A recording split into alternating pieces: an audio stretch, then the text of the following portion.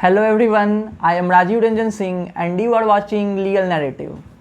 The interpretation of laws, particularly of those laws which are associated with religion and social customs, must be done very carefully. One should know the letter, the intent and the spirit of such laws. In this video, I am going to discuss about wrongful interpretation or understanding of Islamic law, its consequences, and I will also be giving some suggestions to improve the situations. And for this video and for the understanding of the said topic, I have referred a particular chapter of a book. The title of the chapter is Impact of Wrongful Interpretation of Islamic Law. And this chapter has been written by a very brilliant mind who offers a unique perspective that challenges the conventional thinking and has demonstrated an exceptional insight into the subject matter. I was joking, it has been written by me.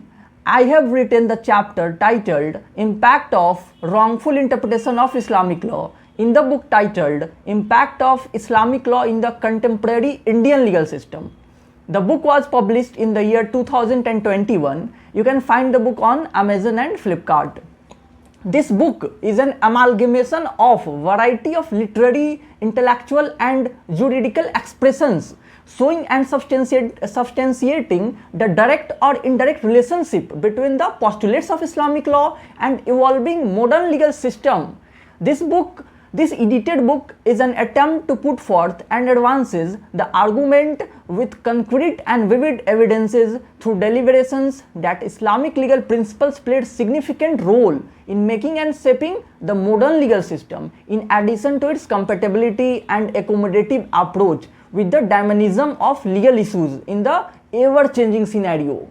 And in this book, I have explained in detail that how various institutions in Islamic law have been misunderstood, like misinterpretation of polygamy, divorce, dower, women's right, etc. As we know that Quran is the fundamental and primary source of Muslim law, and so any study and interpretation of Muslim law should be done with the examination of the rules and principles contained in Quran, and for this adequate knowledge of the subject is required. Quran occupies a preeminent position among all the sources of Islamic law. Muslim law have gone through several kind of misinterpretation in the societies, and due to this many laws have been misused in the Muslim society. Justice V.R. Krishna Iyer lamented the distortions of Muslim law. He said that this has happened because Muslim law was interpreted by those who had no background in it. He discussed about the true sense of Islamic law, Wrongful interpretation of Islamic law can have significant and far-reaching impacts on individuals, communities and societies.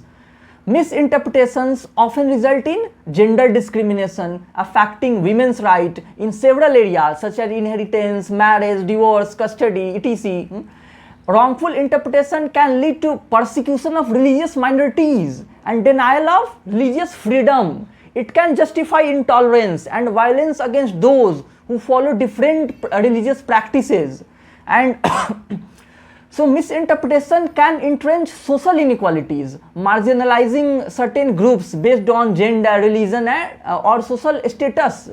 Communities may resist progressive changes and modernization due to fear of deviating from traditional interpretations, hindering social and cultural development. Political entities may misuse Islamic law for their own agendas. The wrongful interpretation of Islamic law can have profound negative impact across legal, social, political, economic spheres. It is crucial for scholars, leaders and communities to strive for accurate, contextual and humane interpretation of Islamic teachings to promote justice, equality and peace. So what can be done? What can be done to improve this situation?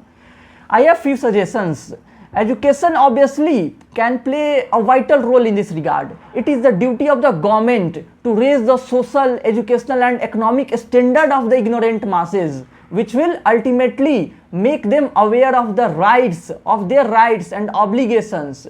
Since the Muslims are the backward among the minorities in India, the long-term solution to this problem of reform in Muslim personal laws lies in spreading education among Muslim masses.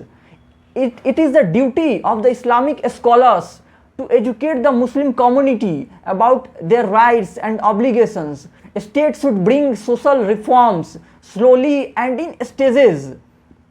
The minorities, especially the Muslims, must be assured that the government is their well-wisher and does not want to impose an alien law upon them by force. Government must also remove the feeling of insecurity and dissatisfaction among the Muslims community. And next one may be the legal reform and the policy changes. Policies should be developed which promote the correct understanding and application of Islamic law.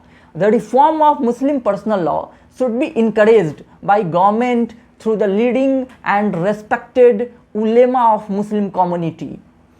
The ill practices which are continuing in the society due to the lack of proper understanding of the laws should be stopped and awareness should be promoted. And lastly, we should try to understand the law from its original sources in its true sense and spirit, and after understanding its historical background, we need to move beyond the distorted picture of law presented by the uneducated Maulvis. Thank you very much.